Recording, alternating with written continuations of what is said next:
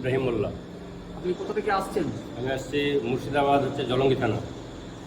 আর আপনি export import সহজ পাঠের কোন মাসে এই ট্রেনিং করেছেন? 2024 নভেম্বর মাসে। এক্সপোর্ট ইম্পোর্ট সহজ পাঠের যে এক্সপোর্ট ইম্পোর্টের বিজনেস ট্রেনিং, সেটা আপনার কেমন লেগেছে? খুব ভালো লেগেছে। এক্সপোর্ট ইম্পোর্ট সহজ পাঠের ট্রেনিংয়ের কোন বিষয়টা ভালো লেগেছে? স্যারেদের বলার ভঙ্গিমা, স্যারেরা বাংলায় বোঝাচ্ছেন, বিভিন্ন ডিপার্টমেন্ট থেকে বিশেষজ্ঞ মানুষজনরা আসছেন, কোন বিষয়টা আপনার সব থেকে ভালো লেগেছে? বাংলা, আমরা যেহেতু বাঙালি ভাষাতেই আমাদেরকে ভালো লেগেছে। আর কোনো শ্রেণী আমাদেরকে খারাপ কিছু শেখায়নি। সব ক্লাসই ভালো লেগেছে, সে বাংলা হোক হিন্দি হোক সবই।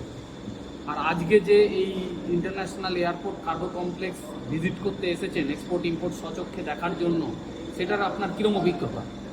এটা তো আমাদের মানে এই ধারণার বাইরে ছিল।